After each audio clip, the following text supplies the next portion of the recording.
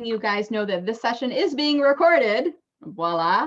If you do not wish to appear in the video, then please mute your video, and reminder that all participants will be muted for the duration of the session. So let's get started. We're here for a Power 30 webinar. My name is Brenda Meller and my company is Meller Marketing, and I'm so excited to bring you these awesome tips on using LinkedIn for speakers. So whether you're a public speaker now, you're looking at doing some additional speaking in the future and maybe making some revenue from that, or maybe none of the above, you have aspirations of doing some public speaking in the future and you want to start building up your LinkedIn profile for that. So wherever you're at in the process, beginner, intermediate, advanced, or not yet speaking, I'm going to give you some great walkaway tips for today.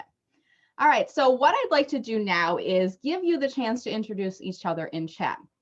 In all my webinars, I do this. I usually wait until we're about a minute or two into the session, if not 5 minutes, because then any of the stragglers are in the session and everybody can see it. So what happens with chat is you can only see chat at the point that you come into the meeting. So if you come in at 12:58, nobody's going to see your chat except the panelists, right? If you wait until 102, 103, 104, then the other people who joined at that point or later are going to see your introduction. And I'm even seeing there's a couple more people coming in right now. So there's some latecomers. So as those people come into the room, at that point, that's what they're going to see in chat. So anytime you're in any sort of a virtual event right now, if the host says, hey, go ahead and introduce yourself in chat and network with each other, do it. If they don't, I take it upon myself to do this, because as a speaker, I want to be continually growing my network. So what I'd like you guys to do is go into chat right now, and I'm going to do this myself, and just share with me, what is your status as a speaker? Are you a current speaker? Are you an aspiring speaker? And then what do you speak about? Let's share these with each other, because you never know when somebody else in this session is going to come across a conference planner or a corporate client who says, I'm looking for someone who can speak about emotional intelligence or technology during COVID or whatever it is. So let's share our topics. And then related to that, make sure that you put your LinkedIn URL and make sure it is clickable. So I want to show you guys how this technique works right now. So I'm going to put my LinkedIn up on screen right now just to walk you through. Can you guys see my LinkedIn on screen right now? Give me a thumbs up if you can see it. Thank you, Kim. Kim's my VIP student for today because she's giving me all the verbal, the nonverbal cues, if you will. So if I happen to grab my LinkedIn URL and I drop that into chat without the HTTP, see what happens, guys? It is not blue and it is not clickable. When I grab the whole address bar with the HTTPS and I put that into chat, now it is blue and it is clickable. So you can do a little bit of double multitasking here on the session, if you will. You can click, open them in a new window, and invite people to connect with you. And this is a great technique if you're a speaker to continually be building your network wherever you go. It's not just with prospective clients or those people you're reaching out to. It should be with everyone. As you're doing different webinars and virtual events, as you're attending those events, keep this as an opportunity to extend your public speaking topics and let people know, I'm an experienced speaker. My topic is how to optimize your time and results on LinkedIn. And I'm going to share this with people as I go into different sessions. Okay. So it's a good way of helping to expand what you're doing and build some visibility.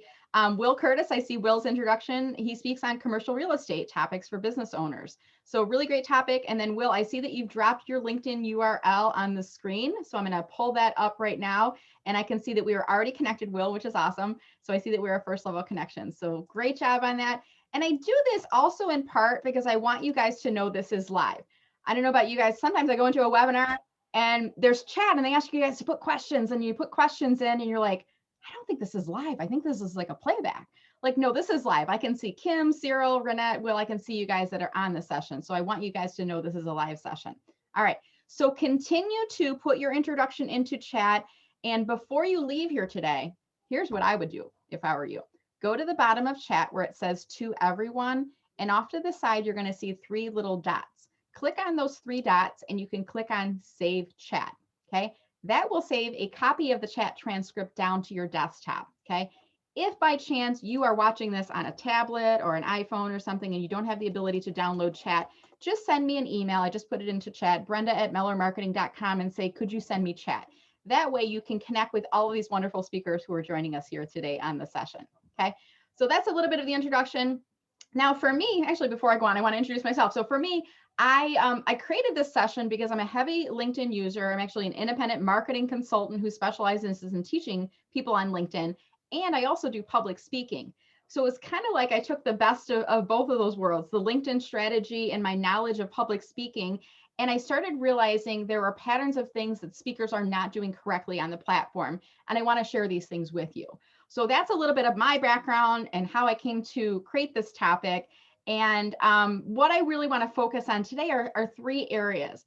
I want to talk about how an optimized LinkedIn profile can help to lead to more speaking gigs. Okay. I also want to address a few common mistakes that could be costing you business without you even knowing it. And I want to help you kind of overcome those mistakes. And finally, I want to give you some simple techniques to help you to amplify your reach as a speaker. And we're going to cover these in 30 minutes. We are going to move pretty quickly. So let's go into the first topic right now. And we're talking about this subject of LinkedIn profile optimization. And I kind of like to think about the analogy of a sculptor. And I think about this is like the statue in that, I think it's in the financial district in New York. When the artists first got that material, whether it was steel or marble or whatever it was kind of shapeless, right? And they had to kind of figure out what they cut out and what they kept in. And that's what made the final work of art, right? Your LinkedIn profile is the same way. So I want you to think right now, who is your ideal target audience? That's who you're writing your LinkedIn profile for. Your LinkedIn should not look like a resume, because remember, your resume, the goal is to find a job. Your LinkedIn resume should be, LinkedIn profile should be written to reach your ideal target audience. And I want to think about using all of the areas they give me, the character limits that they have, because that's going to help me to come up in more searches and keep more people on my profile longer. And I also want to think about writing my profile so that it is appealing for people, because we want human beings to read our profile, right? And I also want to think about writing the profile for the computer, because we know that there's SEO that happens in the background, search engine optimization.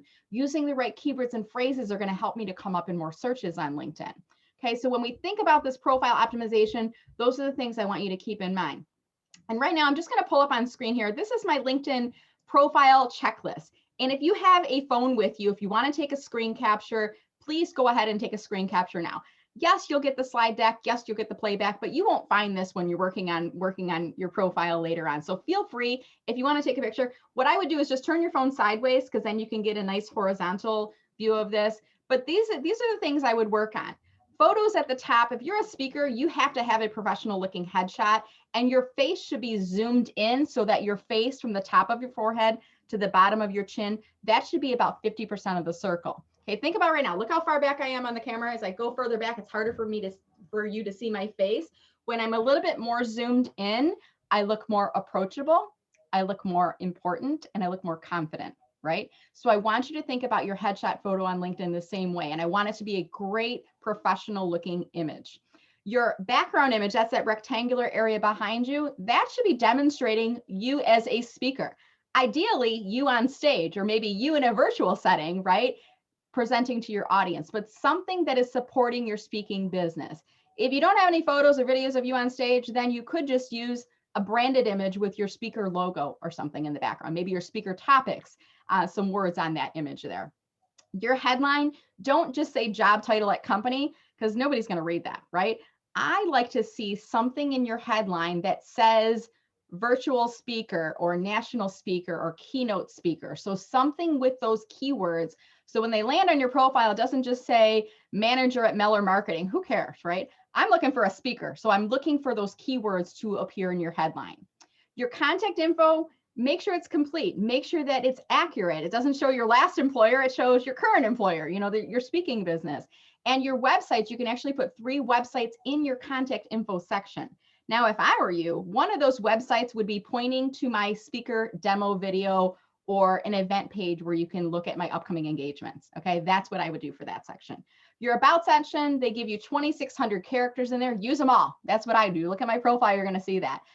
But what is most important about your about is focus on the first 3 lines. What is in that viewable area before people have to click on see more? And it should be written in the first person, and it should be interesting. Okay, if it's not written in the first person, it's not interesting, you're missing out on opportunities there. Okay, so think about those techniques. Your featured section is a newer area of your profile. If you don't have this enabled yet, you got to get this set up. And you can actually put 2 or 3 or even more, maybe clips of you speaking, maybe pictures of you up on stage, maybe a overview sheet that says, here's the different topics and formats for your speaking engagements. But use that featured section to feature you as a speaker, right? Your experience section, should be linked to a company page, which is your speaking business. It should not be using that gray avatar logo, which denotes that there's not a company page linked to it, okay? Explain your speaking business in there. How do you get a hold of you? Put your contact info in that section as well. And then the last two sections, just at a high level, skills, make sure that your top 3 skills are related to your speaking business, are related to the topics that you speak about. They shouldn't say Excel, Word, and PowerPoint unless you're presenting on Microsoft Office, okay? So make sure that those top 3 skills you can, and you should reorder those to make sure that those align with your speaking business. Finally, recommendations as a speaker, gosh, you get off that virtual stage or that in-person stage and you have your client being like, wow, Brenda, that was absolutely amazing. You want to say thanks. And hey, Ralph, would you mind giving me a LinkedIn recommendation that talks about how your audience benefited from me speaking today? So you want to get recommendations from clients, and then you also want to give recommendations. Give recommendations to fellow speakers, build visibility, and help to create some social media karma for others in your network. All right, I'm going to move along here, and I just want to kind of reiterate that business page. So if you have a business page on your profile, it's going to show in your top header card on your profile. You can see here mine, I have Meller Marketing. So if I didn't, I would show it would be a gray avatar. Gray is not okay. When we see that, it kind of makes you question, is this person really a speaker for a living? Are they kind of working out of their basement and trying to get this off the ground? It legitimizes who you are as a speaker. So make sure that you do have a company page. I've got a blog. If you don't have a page yet, I've got a blog. Actually, I'm going to put that into chat right now. You can visit this and learn more about how to set up your own company page. And it's free to set this up. You don't have to pay LinkedIn anything. And it's a fairly simple process to go through and set up your company page. So I'm just going to drop this into chat right now. Give me just a second. All right. So you guys can have that if you want to look back at that later. All right, moving along, I want to talk about some common mistakes that you could be making that could be costing you some business on LinkedIn. Number one, I already addressed this earlier. I want to repeat it again. Your LinkedIn looks like a resume. If your LinkedIn looks like you're trying to find a job working for a company, it could be costing you business, because people may be thinking, well, I don't want to hire her to be a speaker because she's just doing this while she's unemployed. What if she gets a job and then she can't do my speaking engagement? Okay, so make sure that your LinkedIn doesn't look like you're looking for a job if you are a professional speaker. Second, difficult to find contact info. This is like one of the most cringy things I see. If I want to book you as a speaker, I should be able to click in your contact info and find an email address, find a website where I can watch clips of you speaking, and maybe something else, right? And the contact info section shouldn't be the only place you put that, because keep in mind, guys, 50% of web traffic on your LinkedIn is coming from the mobile app. When you're trying to find your contact info on your LinkedIn profile, guess what? It's all the way down at the bottom. Some people don't know to scroll all the way down to the bottom of your profile. So they may be searching on your LinkedIn going, I don't know how to get a hold of Brenda. I want to book her as a speaker, but I don't know how. So I like to put contact info in my about section. I put it in my experience section, and I also put it in that contact info section. So think about making it easy for us to find, and some type of a website. I want to see you on stage. I want to see you with some speaking clips or things like that. So make sure that you're including some of that in your LinkedIn profile. Here's another common mistake. How many connections do you have on LinkedIn? Do you have less than 500? That to me tells me that you're not well established in your career, or you're just not a heavy user of LinkedIn yet. Could be the case. But when I see that you have less than 500 connections, but you're telling me you're a national keynote speaker, something's not adding up there. I expect that speakers that you do have over 500 connections. So if I see your profile, you have 50 connections, 100 connections, it makes me question the validity of you as a speaker, okay? There's not a magical number, but when we get to that 500, you get the 500 plus at the top of your profile, and that kind of legitimizes you on the network, okay? It's a psychological thing that happens, guys, but make sure that you do have a significant number that gets you over that 500 place. Another thing, scrolling down to the bottom of your profile, I'm going to look up, if I want to hire Renette to speak at my event, I want to see what do other people say about her as a speaker. And I'm going to look for recommendations. I'm going to look to see what do people say about her as a speaker. Is anybody giving her recommendations? If not, that's a glaring red flag for me. Nobody has given her recommendations. That either means she's not that good, right? Or she's just never asked for recommendations, but that's not my problem, right? I want to look to see some testimonials. I want to look to see who's seen her speaking at events, and I want those recommendations to kind of jump out and reinforce the points that she is making when she's sending me her proposal over, okay? Finally, here's a common mistake. And this isn't just happening with speakers. This is happening all over the platform on LinkedIn. When you send out an invitation to connect, are you including a personal note?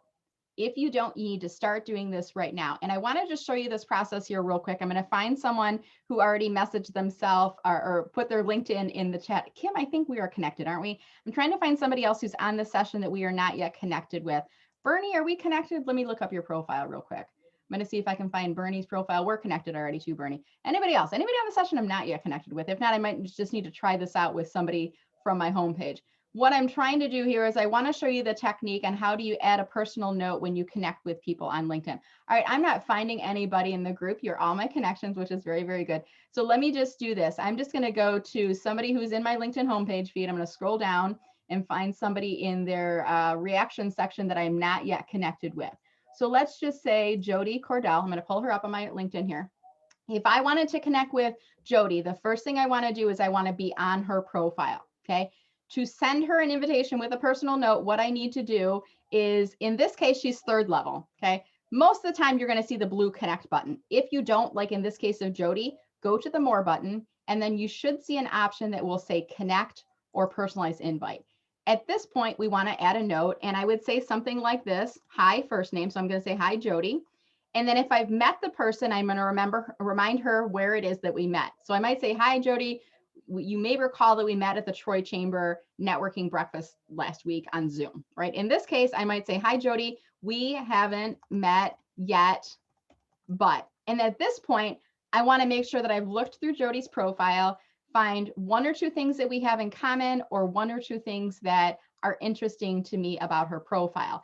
And I'll say, in this case, we haven't met yet, but I see that you do copywriting for real estate, right? Because I can see that from her headline.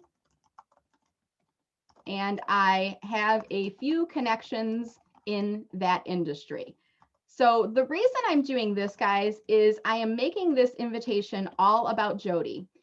And the only thing I'm asking for, I'm not saying if you want to book me as a speaker, contact me today. Here's my speaker demo reel and here's my calendar. I'm not doing any of that stuff. The only thing I'm asking for is this: let's connect on LinkedIn, and then I'm going to sign my name off. That is a personalized invitation. The invitation is all about Jody. It's not about me and pitching my services as a speaker. I'm using information from her profile and referencing that in the invitation. This is going to get more of your invitations accepted on LinkedIn. So this is a very common mistake I see even with well-established speakers. They send out blind invitations. Stop doing that if that describes you, and always include a personal note every time, and do not sell in your invitation. The goal of that invitation is to get the invitation accepted. Okay, so include that personal note and you'll get more of those accepted. And then once they follow up, I can say, thanks, Jody, for accepting my invitation. I'm frequently speaking on using LinkedIn to optimize your business. If you ever hear about any events in the real estate industry looking for a speaker, keep me in mind, right? There's my soft pitch. I do that in the second follow-up note. So those are just a couple common mistakes you might be making as a speaker. Maybe you're making one, maybe you're making one or two of them, but hopefully that gives you a couple of additional thoughts to think about. Whoops. All right, so now let's move into some simple techniques to help you to amplify your reach as a speaker. And then after we finish this section, we'll go into some Q&A. If you have any questions, you can enter those in chat right now, and we'll get to those when we go into Q&A at the end. So simple techniques, I'm going to give you a couple things to think about. The first one is this. When you are a speaker, tell people it's perfectly fine if they want to take pictures of you and to post them on social media and to tag you in the photos, right? When I am doing speaking engagements, I will do this in the beginning, and I will encourage you guys right now. If there's anything that you want to share, feel free to take a screen capture. Feel free to pull out your phone, and I'll literally pull out my phone and I'll show people. Feel free to pull out your phone, turn it sideways, because social media photos that are horizontal tend to work better. Feel free to turn your phone sideways, take a picture. You can take a picture of me on screen, share it on social media, tag me in the post, okay? And don't just tell them that one time in the beginning of your presentation. If there is an interesting point someplace halfway through the presentation, remind them again. It's kind of like this. When I was little, and I would go over a friend's house, and it was the middle of the summer, and their mom would say, Brenda, do you want a glass of water? And I would always say, because I was very shy, right? No, thank you, I'm fine. And I would be like parched and really want the water, but I felt bad asking the mom to get me water. So then 5 or 10 minutes would go by and we'd be playing, and she's like, are you sure I'm going to get a glass of water for myself? It's really hot out today. Are you sure you wouldn't like a glass of water? And I'd be like, well, if you're going to get Kelly some, I wouldn't mind some water too. And then I'd get my glass of water, right? So you need to remind people and remind them again. to take photos of you as a speaker, whether you're on the big stage or on the virtual stage, and share them on social media and tag you.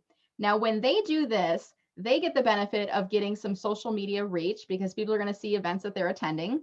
You get the benefit because that then goes onto your timeline and other people see you speaking at events. I personally think it's better for other people to take photos of me and share them on social media than for me to take a photo myself and go, yay me, right? So this is kind of a double-edged benefit to this one. Tell people to take a photo, share it on social media, and maybe tell something that they learned by attending your talk. Okay, so that's my first simple technique for you. Let me go into the next simple technique. And this is if you're at an event, if you're scheduled to be a speaker at an event, and it's a public event. Let me get a sip of coffee. I got a little dry spot here. One of the side effects of being a speaker, right? You got to keep your whistle wet as you're talking.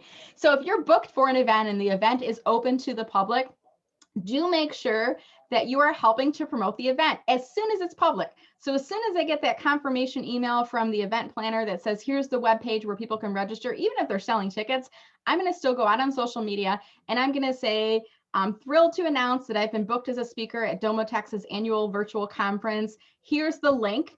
And what I might do is tag the person who booked me. I'm going to tag the organization that's hosting it. And I may look up the other speakers and tag them as well.